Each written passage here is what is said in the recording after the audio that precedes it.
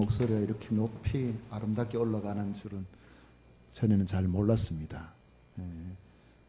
점점 찬양이 뭐라죠? 수준이 높아져 가는 같은 그런 느낌 듭니다. 하나님께서 기뻐하실 찬양인 줄로 믿습니다. 오늘 우리가 함께 읽은 말씀 가지고 심령이 가난한 자의 행복이라는 주제로 같이 말씀을 나누고자 합니다. 윤리교과서에 보면 직업에 대한 표현이 나옵니다. 오래된 것이라서 제가 정확한 기억을 하지는 못합니다만은 인간의 자아 실현에 그 강조점을 많이 두고 있는 것을 기억합니다. 직업을 통해서 자기의 재능과 가치관 또 개성 이런 것들을 포함함으로 표현함으로 우리가 이 땅에서 살아가는 그 삶의 의미를 드높일 수 있다는 것입니다. 그렇지만 오늘날 직업의 1차적인 목적은 국어사전에도 나와 있는 것처럼 생계를 유지하기 위해서라고 말하는 것이 정확할 것입니다. 열심히 일해도 생계를 유지하기 어려울 만큼 소득이 적으면 우리는 그 직장을 계속해서 다니기가 어렵습니다. 그런 점에서 직업 선택의 중요한 조건은 다른 부분들도 많이 있지만은 우선적으로 고려하는 것이 그 직장을 다님으로 내 생활이 되겠는가? 그 직장을 다님으로 내 삶이 계속해서 사람 구실을 제대로 하면서 살아갈 수가 있겠는가? 이 월급 액수에 있음을 부인할 수 없습니다. 그래서 많은 사람들이 직업을 선택할 때에 여기에 관심을 둡니다. 거의 대부분은 할 수만 있으면 더 나은 환경에서 더 많은 소득을 받고 싶어 합니다. 그 이유가 어디에 있겠습니까? 더 넉넉한 소득이 지금보다 더 행복하게 살 수 있을 것이라고 하는 이런 기대를 우리가 가지기 때문에 그렇습니다. 그런데 예수님께서는 심령이 가난한 자는 복이 있다고 말씀하고 있습니다. 현대 번역에 보면은 마음이 가난한 자는 행복하다 이렇게 말씀합니다. 예수님의 말씀에 따르면 행복은 사람들이 흔히 생각하는 부유와 달리 가난과 관련이 있다는 것입니다. 그렇지만 예수님이 말씀하신 가난은 우리가 흔히 생각하는 물질적 가난이 아님을 알 수 있습니다. 주님은 심령이 가난한 자가 복이 있다라고 하셨는데 이 말씀은 물질과 같은 외적인 환경에서 오는 가난이 아니고 우리 속 사람이 가난하다는 것을 의미합니다. 우리말 번역에 보면 복되도다 마음이 가난한 사람이요 이렇게 말씀하고 있습니다. 예수님은 부자가 천국에 들어가기가 어렵다고 하셨는데 그것은 재물을 향한 마음이 하나님을 향한 마음을 빼앗아 가버리기 때문에 그렇습니다. 그런 점에서 보면은 지독한 가난도 그렇죠.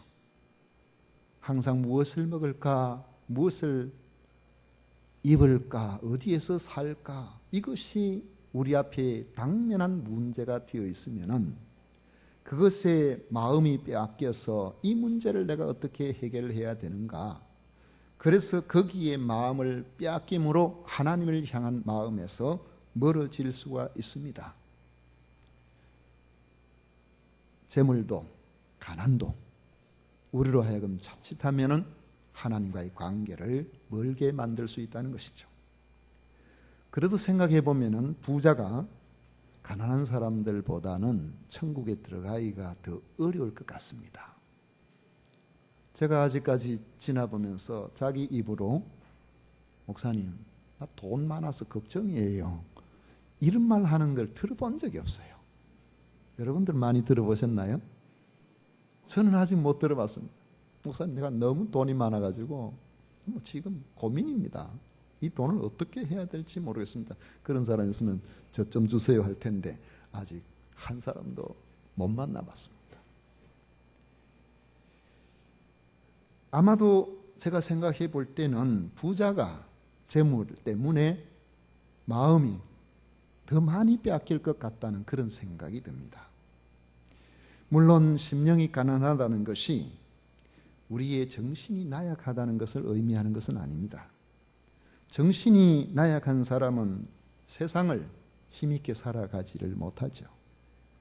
생활에도 활력이 없고 추진력도 부족하고 열심도 시원찮고 매사에 담대하지도 못하고 자신감도 없습니다.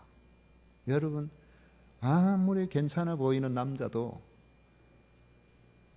어떤 여성이 저 사람을 참 외모도 번듯하고 사람 괜찮으니까 내가 앞으로 결혼해서 같이 살 그런 사람으로 한번 사귀어 볼까 그래 생각하고 첫 데이트를 했는데 저는요 가진 것도 없고요 자신도 없고요 앞으로 잘 살지도 모르겠고요 맨날 이런 이야기 해보세요. 그 사람하고 또 만나고 싶겠습니까? 아이고 이 사람 만나 살다가는 내가 큰일 나겠다 그 생각 안 들까요?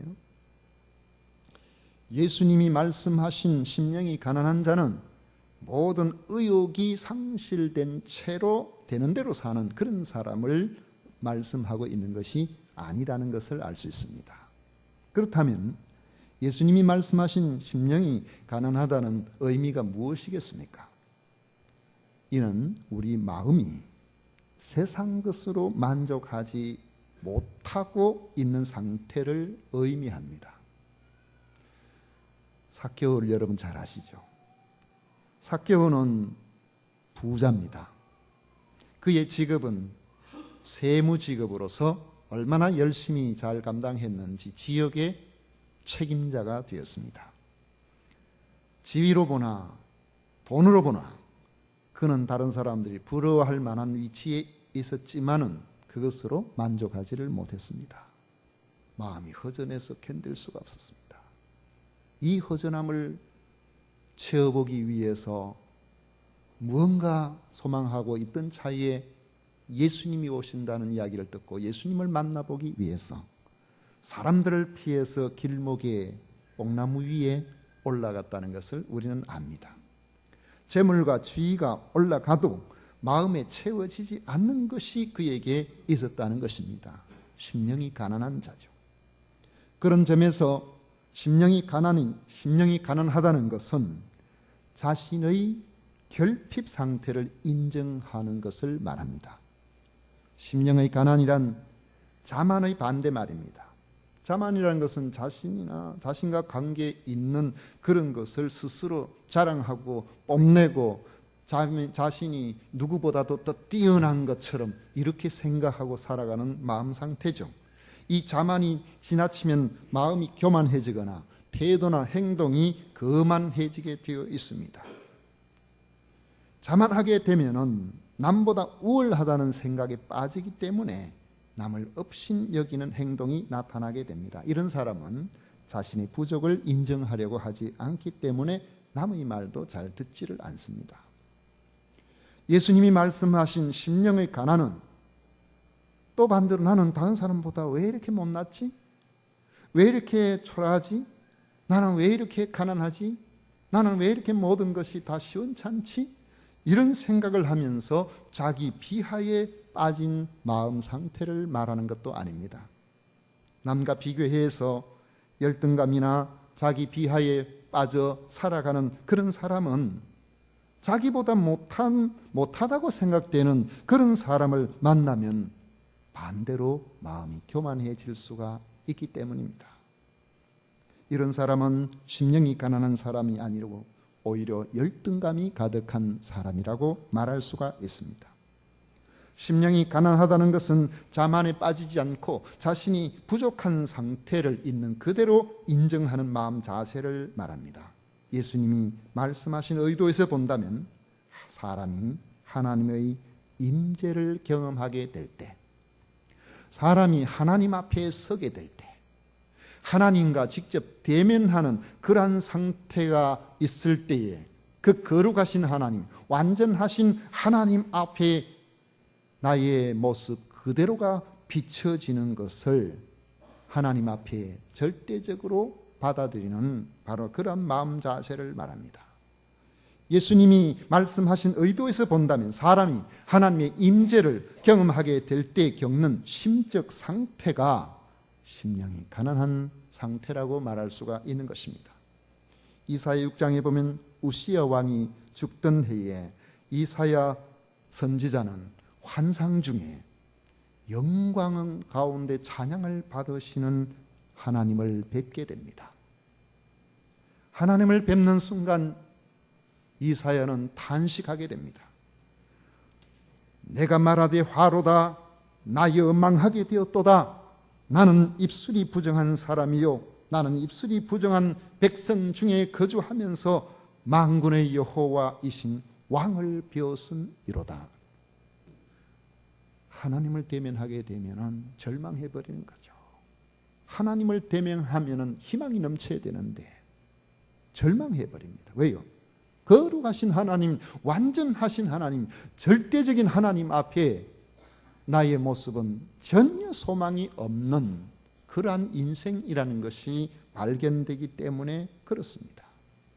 베드로는 예수께서 그리스도이심을 깨닫자 그 자리에 엎드려져 버려 고백합니다. 예수의 무릎 아래 엎드려 이르되 주여 나를 떠나소서 나는 죄인이로소이다.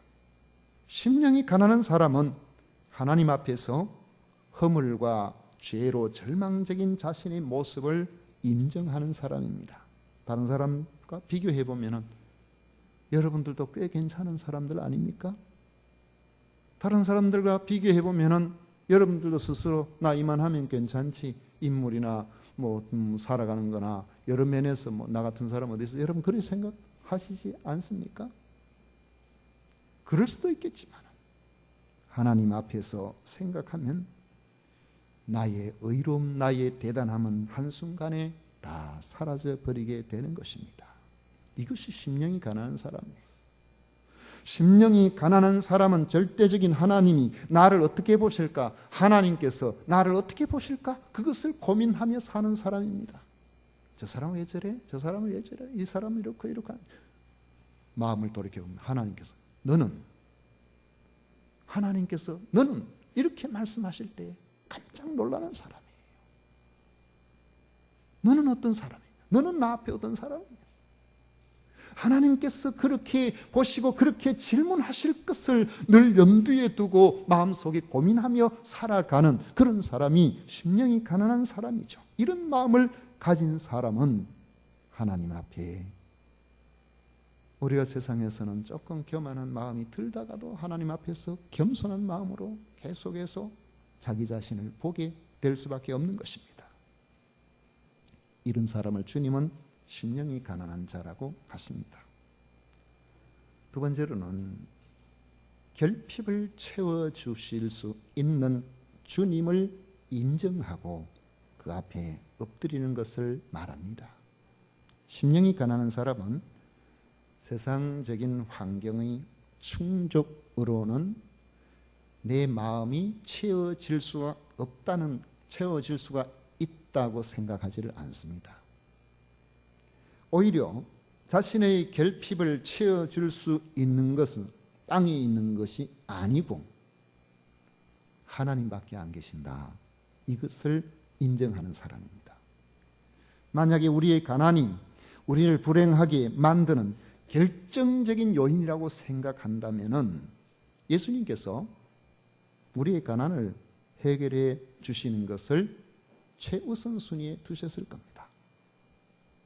여러분, 우리가 이 땅에서 성공하는 것이 우리의 심령의 가난을 채우는 비결이라면 예수님께서는 이 땅에 오셔서 우리가 어떻게 하면 성공하느냐, 그 성공하는 방법을 가르쳐 주시는 일에 최우선 순위를 두셨을 것입니다. 주님께서는 가난한 자를 먹여 주심으로 위로해 주셨지만은 가난한 자를 부자가 되도록 하기 위해서 기적을 베푸시거나 재산 늘리는 법을 가르쳐 주시지는 않았습니다. 주님은 병든 이를 안타깝게 여기시고 주님께 나오는 사람은 누구나 그 질병을 고쳐 주셨지만은 모든 사람의 질병을 고쳐 주시려고 하시지는 않았습니다. 부자가 되어도 불행한 사람이 있고 가난해도 행복하게 사는 사람이 있고, 건강한 사람들 중에서도 불행한 사람이 있고, 몸에 질병을 갖고 있음에도 행복하게 사는 사람이 있다는 것을 우리는 주변에서 봅니다. 주님이 말씀하시는 행복한 사람은 땅의 소유가 아니라 천국을 소유한 사람이라는 사실을 기억하시기를 바랍니다. 바로 그런 사람이 심령이 가난한 자라, 그렇게 말씀하는 거죠. 내 속에 심령이 가난하기 때문에 천국이 있고, 천국이 있기 때문에 내가 이 땅에서 심령이 가난한 자로 살아갈 수가 있는 것입니다. 우리는 결핍된 환경을 만나게 되면 나의 한계를 깨닫게 된다는 점에서 우리의 심령을 가난하게 하는 경우가 종종 있죠. 내가 원하는 바를 최선을 다해서 내 생명을 걸고 추진해 나가다가 어느 순간에 그게 다 무산되어 버렸을 때 오는 허무감, 내가 이렇게 사는 것이 과연 무슨 의미가 있나 하는 어떤 한계 상황을 우리가 만나게 되면은 내 인생을 돌아보게 됩니다. 그때 우리가 심령이 가난해지는 경우가 있습니다. 그런데 우리의 한계 상황이나 우리의 결핍된 환경이 반드시 모든 사람들의 심령을 가난하게 하지는 않습니다. 어떤 사람들은 이러한 환경을 만나게 되면 악만 남는 경우가 있어요. 사회를 원망하기도 합니다. 그래서 사람이 폭력적으로 바뀌기를 합니다.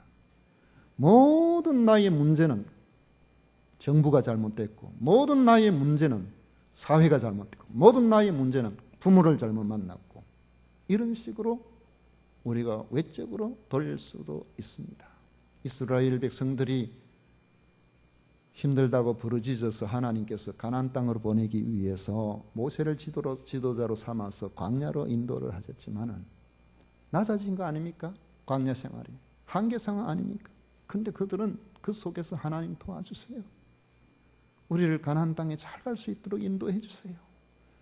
납작 엎드려서 하나님 앞에 이렇게 한 것이 아니고, 왜 우리를 여기 와서 이렇게 모든 것들이 부족한 이곳에서 힘들게 하느냐, 죽게 하느냐. 원망과 불평으로 가득했습니다. 한계 상황을 가지고 그런 상황에서 원망과 불평이 아니라 심령이 가난해지는 것은 축복인 줄 믿으시기를 바랍니다. 전국시대라고 그러면 지금부터 2000년 전이죠. 중국에 열자라는 책이 있는데 거기 열자의 황제편에 재미있는 이야기가 나옵니다. 거기 보면은 계함이라는 사람이 나오는데 그 열자 이야기입니다. 계함이 얼마나 사람 얼굴을 보고 관상을 잘 보든지 딱 보면 이 사람이 어떤 환경에 있는지, 언제 태어났는지, 언제 죽는지 다 아는 거예요. 여러분, 이 계함 앞에 가서 관상 보고 싶은 사람 있을까요? 언제 죽는지를 딱 하니까 전 다 도망가 버리는 거예요. 그래가지고 이야, 대단한 사람이야. 열자는 자기 스승 호구자라는 분이 있는데 이분이 정말 대단한 분인 줄 알았는데 이분은 한 번도 관상 본 적이 없거든요. 그런데 세상에 이렇게 사람을 척 보고 모든 것을 아는 이런 사람이 있다니 얼마나 대단한가 해서 자기 스승에게 가서 이야기했더니만 스승인 호구자가 계함을 나한테 한번 불러와 봐라. 그래가지고 계함을 불러왔더니만은 계함이 딱 보고는 판단해서 그 사람에 대해 호구자에 대한 이야기를 한 겁니다. 역시 계함 대단하다고. 그러니까 호구자가 다음에 내일 또 한번 데려와 봐라. 그 다음날 데려왔더니만은 전날 이야기한 거하고는 반대로 이야기하는 거예요. 딴 이야기를 하는 거예요. 그래가지고 처음에는 머지않아 죽는다 그랬다가 이제는 살겠다 그랬다가 그러니 다시 돌아가고 난 다음에 열자에게 내일 또 한번 데려와 봐라. 데려왔는데 와서 보니까 세상에 마음이 자기가 관상을 보려니까 어째 보니까 이렇게 보이고 어떻게 보니 저렇게 보이고 왔다 갔다 하는 거예요. 순간 계함이 깨달은 겁니다. 호구자는 자기 마음을 자기 마음대로 조정할 수 있는 사람. 계함이 아무리 보려고 해도 속마음을 제대로 볼 수 없는, 자기보다는 한 수 위라는 걸 알았어요. 그 사람이 자기를 보면은 있는 그대로 보니까 그 길로 막 죽으라고 다름질해서 도망가 버렸습니다. 혹시 호구자가 계함을 관상 볼까 싶어가지고. 여러분 생각해 보십시오. 우리가 계함이 왜 도망갔나요? 자신이 가까이 할 수 없는 경지의 사람인 것을 알고 그 앞에서 자기의 부족한 것이 솔직하게 다 드러날까 싶어가지고 도망을 가버린 거거든요. 여러분, 복 있는 사람은 하나님 앞에서 자신을 감추는 사람이 아닙니다.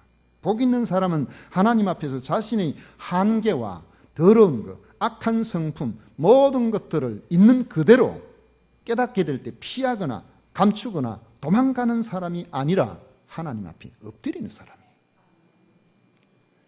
베드로가 예수의 무릎에 엎드려 이르되 주여 나를 떠나소서 나는 죄인으로소이다 그랬어요.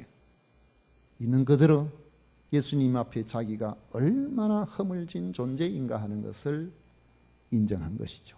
이것은 자포자기가 아닙니다. 이것은 주님의 처분에 자기 자신을 완전히 맡겨드리는 그러한 태도를 말합니다. 이런 베드로를 주님은 새로운 삶으로 초대하신 겁니다. 새 인생을 살도록 그렇게 하신 겁니다. 이사야가 화로다 나 연망하게 되었다고 그렇게 탄식하며 하나님 앞에 엎드릴 때에 하나님께서는 명을 내려 천사 하나를 제단에 펄펄 끓는 숯불로 부젓가락으로 가지고 환상 가운데 입을 찢도록 했습니다. 그러면서 보라 이것이 내 입에 닿았으니 내 악이 제하여졌고 내 죄가 사하여졌느니라 그렇게 말씀하시면서 이사야를 통하여 선지자로서 새로운 삶을 살아가도록 사명을 부여해 주신 것입니다. 우리가 주님을 제대로 만나면은 여러분의 직업이 무엇이든지 여러분이 하시는 일들이 무엇이든지 간에 여러분 사명자로 살아가게 되는 줄 믿으시기를 축원합니다. 이처럼 심령이 가난하다는 것은 내 삶을 예수님 앞에 그대로 인정하고 그대로 굴복시키는 것을 의미합니다. 굴복시키는 목적은 내 심령의 가난이 예수님으로 채워지기를 원하기 때문에 그렇습니다. 예수님을 나의 왕으로 모시고 나를 다스려 주시기를 기대하기 때문에 그렇습니다. 이때 나의 가난한 심령에 채워주시는 주의 부유하심이 천지 만물을 창조하시고 그 뜻대로 움직여 가시며 결국에는 인생의 모든 것들을 후회 없이 의미 있게 만들어 주시는 바로 주님께서 우리를 채워주시기를 원합니다. 예수님을 나의 왕으로 모시고 나를 다스려 주시기를 기대하는 그러한 가난한 심령에 주님께서는 주의 부유하심으로 채워주심으로 우리가 천국 백성이 되고 이 땅에서도 하나님의 백성으로 주님의 다스리심을 받게 되는 멋진 삶을 살아가게 되는 것입니다. 그래서 주님은 심령이 가난한 자는 복이 있나니 천국이 그들의 것이라고 하신 것입니다. 우리는 하나님의 용납하심이 아니면 지옥 갈 수밖에 없는 인생입니다. 우리는 하나님의 돌보심이 아니면 하루도 제대로 살아갈 수 없는 피조물입니다. 하나님만이 우리의 존재의 근거요, 능력이요, 소망입니다. 이것을 아는 심령은 하나님 앞에 심령이 가난한 자로 살아갈 수밖에 없어요. 우리 마음이 교만하려고 하다가도 하나님의 성령께서 너 인생아 네 자신을 아느냐라고 조명해 주시면 하나님 제가 또 교만했습니다. 제가 하나님 없이 뭔가 살아보려고 그렇게 했습니다. 자꾸만 돌이켜지는 이런 가난한 심령으로 살게 되고 주님의 말씀에 순종하며 살아갈 수밖에 없는 것입니다. 그리하면 부유와 가난, 성공과 실패와 상관없이 하나님께서 우리에게 허락하신 우리의 인생의 여정을 신앙 가운데 행복하게 끝까지 완주하게 될 것입니다. 지난 주일에 기도원 협회에서 와서 여러분들이 힘써 헌금도 해주시고 참여해 주셔서 그분들이 무척 감사하게 생각을 합니다. 그런데 오신 분들 중에서 점심 식사 후에 잠시 만나 이야기하는 가운데 그 정시진 장로님이라는 분, 대강교회 장로님이 간증을 이야기를 하시더라고요. 20년 전에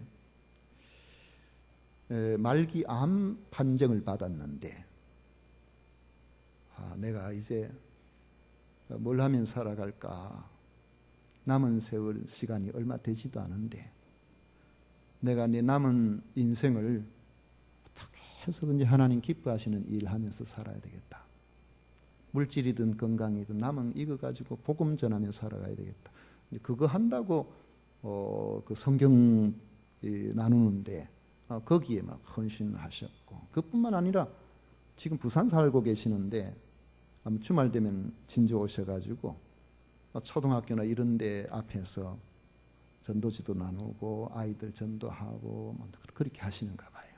그렇게 하시다가 또 이제 주일 지나고 또 부산으로 또 다시 돌아가시고 그렇게 하시는데, 그분이 하시는 말씀이 이렇게 하나님께서 원하시는 바를 따라서 살아보려고 그렇게 힘쓰고 애쓰는 가운데서 하나님께서 사업의 아이디어를 주셨다는 거예요.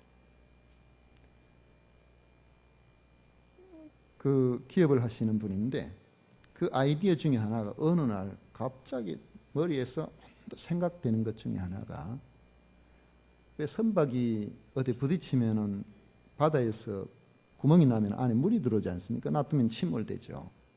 그런데 이것을 수리하기 위해서는 물 바깥으로 끄집어내 가지고 뭐 다 해서 다시 수리하고 이렇게 하려면 비용도 많이 들고 시간도 많이 걸리고 굉장히 어려운 일들이 많은데, 저걸 물 속에서, 바다 속에서 그 구멍을 때울 수 있는 접착제를 개발해야 할 수만 있다면은 아주 대단한 사업이 될 거라고 그렇게 생각을 하고 있는 차에 갑자기 하나님께서 머리를 열어주시는데 그게 생각이 나더래요. 그 중에 하나가 굴 껍질이 생각이 나더랍니다. 바닷속에서 굴이 딱 붙으면, 바위 어디에 붙으면 안 떨어지잖아요. 전부 굴이 오래돼 가지고 폐각이 되어 그래서도 여름 바닷가에 가보면 껍질이 그냥 붙어 있잖아요.